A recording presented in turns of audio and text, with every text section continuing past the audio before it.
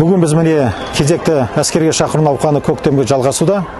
Бұған дейін біз наурыз айында 300-ге жуық әскерге шақырушыны шекара қызметіне жібердік. Сәуір айында Қазақстан Республикасының қарулы күштерін жабдықтауға кірісіп жатырмыз. Бүгінгі мына біздің бірінші командамыз жіберіп жатқан 50 адам Талдықорған қаласындағы десанттық шабуылдар бригадасына барады. Өткізіп жатқан іс-шарамыз жыл сайын өткізетін дәстүрлі іс-шара. Осы 28 панфиловтар паркінде өткіземіз. Осы іс-шараның ең басты мақсаты ол үгіт насихаттау мақсатында жүргізіледі. Мына шығарушылардың арасында мына біздің жас сарбаз класы, әскери техникалық мектептің балалары келіп отыр. Жас ұлан. Алматы қаласы бойынша биыл көктемгі әскерге шақыру науқанында 1000-ға жуық адамды әскер қатарына жібереміз.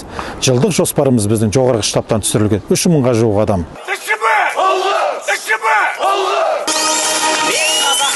Мен Қанатұлы Мадияр, Алматы облысы Түрксіб ауданынан әскерге өзімнің борышымды өтеуге келіп тұрмын. Бұл әскерге мен арман болған келу, және де әскерді аяқтап болған соң әскери қызмет істесем ба деген ниетім бар. Және де барша отандастарыма, бауырларыма әскерге келуді жолдаймын.